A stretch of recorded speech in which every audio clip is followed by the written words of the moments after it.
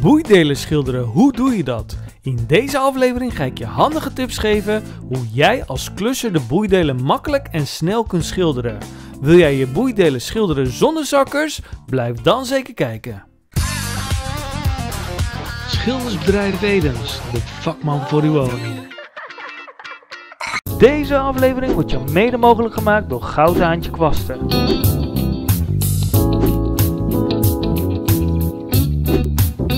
Ga strijken met de eer.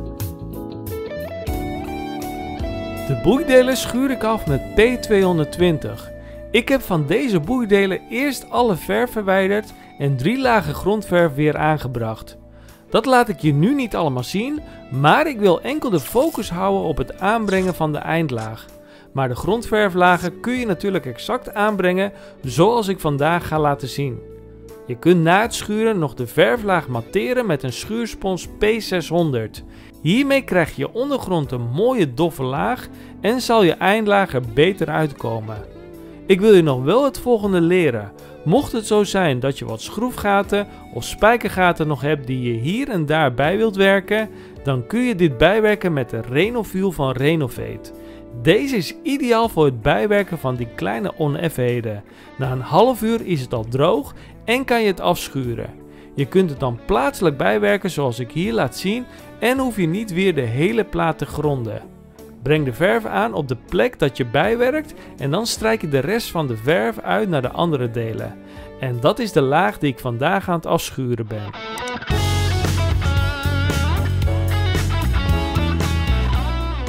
Met een pluisvrij papier verwijder ik al een deel van het stof.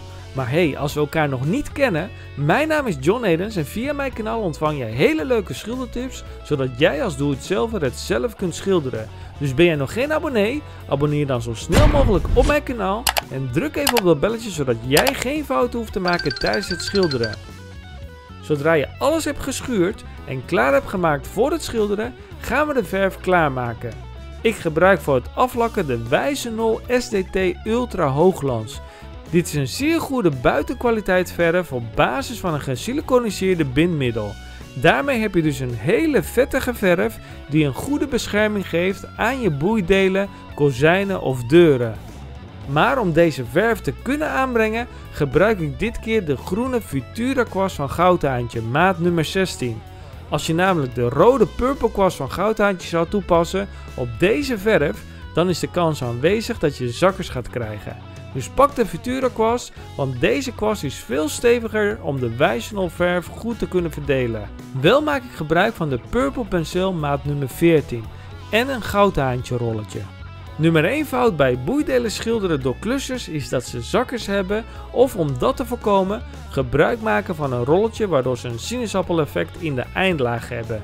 Vandaag ga ik je laten zien hoe je beide problemen kunt opvangen en ga ik je straks laten zien hoe je je rolletje goed kunt bewaren voor je klus, dus blijf zeker kijken.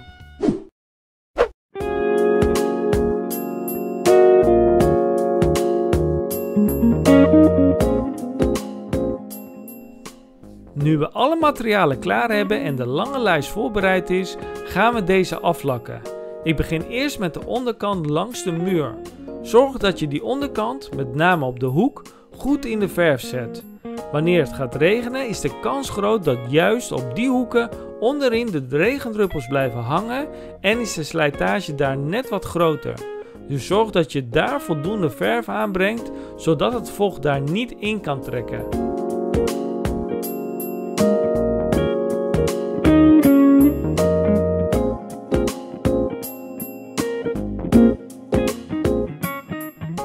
Daarna schilder ik langs de kraal met mijn penseel. Met je penseel kun je wat beter onder die kraal komen. Zo direct laat ik je dat van dichtbij beter zien. Ik laat je nu enkel een totaal overzicht zien hoe het eruit ziet als je dus een lange lengte moet schilderen.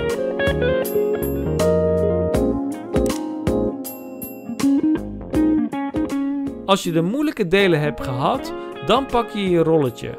Ik doe eerst de onderkant van de plaat. Daarna het gedeelte langs de kraal en vervolgens doe ik het midden van de plaat. Ik rol de roller dus 3 keer door mijn verfermer heen, zodat ik voldoende verf aanbreng op de plaat. Vanwege de 5 mm haren zuigt deze Microstar lakroller van goudhaantjes zich voldoende vol met verf. Het grote voordeel van deze roller is dat hij praktisch geen haren achterlaat, maar je kunt wel voldoende verf aanbrengen op je ondergrond. Wil je nou de materialen kopen zoals de verf, de kwasten of de schuursponsjes of wat je ook nodig hebt om jouw klus mooi te maken, dan kun je dat ook via mij inkopen zoals andere klussers ook doen. Stuur mij een e-mail naar info@schildersbedrijfedens.nl met jouw boodschappenlijst wat jij nodig hebt en dan zal ik je de prijs sturen wat jouw bestelling kost. Alleen op deze manier kan ik meer inkomsten binnenkrijgen zodat ik nieuwe filmpjes kan blijven maken om jou te helpen bij het klussen. Let wel op, binnenkort is het bijna vakantie, dus zorg dat je op tijd je materialen in huis hebt gehaald. Om nummer 1 fout bij een boeideel schilderen te voorkomen, namelijk dat je veel zakkers kunt krijgen, kun je de verf dus aanbrengen met een rolletje. Het voordeel met een rolletje is dat je de verf heel mooi gelijkmatig kunt verdelen over je oppervlakte. Alleen krijg je daarmee een sinaasappeleffect. Om deze fout te voorkomen kun je het natte deel nastrijken met de kwast. Daarmee lijkt het alsof je het met de kwast hebt geschilderd en zal de verf nog mooier gaan vloeien zonder zakkers. Je ziet dat ik de stijger meetrek opzij. Wellicht vind jij dit niet veilig. Jij moet doen wat jij veilig vindt. Wil je handschoenen aandoen of een bril of een helm? Het is aan jou de keuze om toe te passen wat jij veilig vindt. Nu gaan we het volgende deel aanpakken. Ik doe exact dezelfde handelingen, namelijk eerst besnijden langs de randen en dan vervolgens met de roller. De roller laten we uitlopen naar het deel wat al gedaan is, om het op die manier beter in elkaar te laten vloeien. Daarna strijken we met de kwast de verf weer naar het deel wat al gedaan is, om zo de sinaasappeleffect weg te werken. Ik ga je nu de werkzaamheden van dichtbij tonen. Met je penseel kun je net wat verder onder die kraal komen. Daarom doe ik eerst dat zoveel mogelijk met mijn penseel. Daarna pak ik met de kwast een wat bredere vlak, zodat ik met mijn rolletje niet te dicht bij de rand hoef te komen. Heel veel mensen zijn al VIP-member. Ben jij nog geen VIP-member, dan kun je dat worden door mij te mailen naar info@schildersbedrijfedens.nl met je voor- en achternaam en het verzoek om VIP-member te worden en dan zet ik je gratis op de lijst.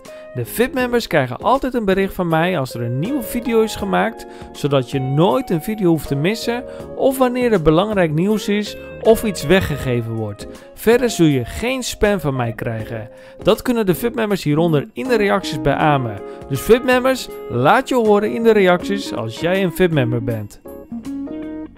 Als ik hem nu nastrijk met de kwast, kun je heel goed het verschil zien tussen de kwast en de roller. Dat halen we zoveel mogelijk weg. Heb jij al eens zo'n lijst gedaan en vond je het lastig of niet? Laat het mij weten in de reacties. Ik ben benieuwd naar jouw ervaring. Het linkerdeel had ik al eerder gedaan. Dit deed ik toen de zon er niet op stond. Zorg dat je altijd in de schaduw werkt of dat je achter de zon aanwerkt. Met name donkere kleuren kunnen heel warm worden. Ik gebruik hier kleurnummer RAL 9011. Dat is een vrij donkere kleur, dus je wilt voorkomen dat je blaren gaat krijgen bij het drogen. De hele woning wordt donker. Wat ik met name doe is zoveel mogelijk de lange lengtes afwerken zolang het nog mooi weer is. Mocht het gaan regenen, dan kun je in die tijd een raam of iets dergelijks aanpakken die je kunt afschermen met bijvoorbeeld een zeil. Ik maak dit deel af en zal je daarna het eindresultaat laten zien. Straks ga ik je ook vertellen hoe je die rollen het beste kunt bewaren, zodat je altijd een goed ingewerkt rolletje hebt.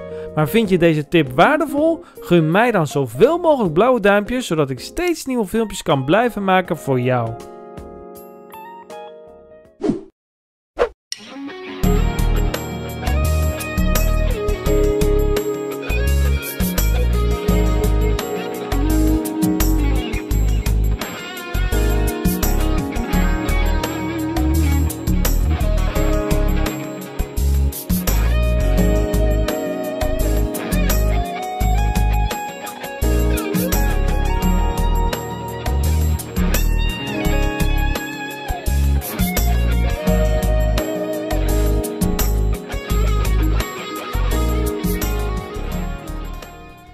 rolletje is een belangrijke factor tijdens het schilderen. Ik heb hem al gebruikt bij het gronden en daardoor zijn alle losse haartjes er al lang uit. Maar hoe kun je deze goed bewaren?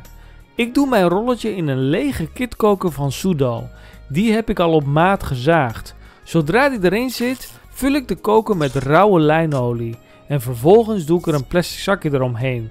Ik gebruik hem nu al een aantal weken. Natuurlijk kan je telkens een nieuw rolletje pakken, maar ik doe het niet om geld te besparen, maar om een rolletje te gebruiken waar ik zeker van ben dat hij al heel goed ingewerkt is. Als de klus klaar is, dan kun je hem weggooien.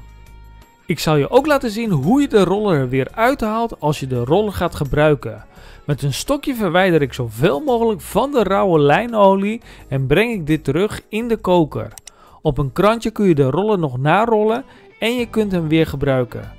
Soms gebruik ik helemaal geen rolletje, maar doe ik alles met de kwast om het nog mooier en strakker te krijgen. En dan is de kans groot dat je zakkers gaat krijgen als je niet weet hoe je dat goed kunt doen. In de aflevering die nu in het midden van het scherm verschijnt, leer ik je mijn geheim hoe je een deur stap voor stap perfect kunt aflakken, wat geen andere schilder met jou wil delen. Dus ga hem snel bekijken. Vergeet niet te abonneren voor nog meer handige tips. Gun mij nog zoveel mogelijk blauwe duimpjes en ik zie je snel in de aflevering hiernaast. Adios!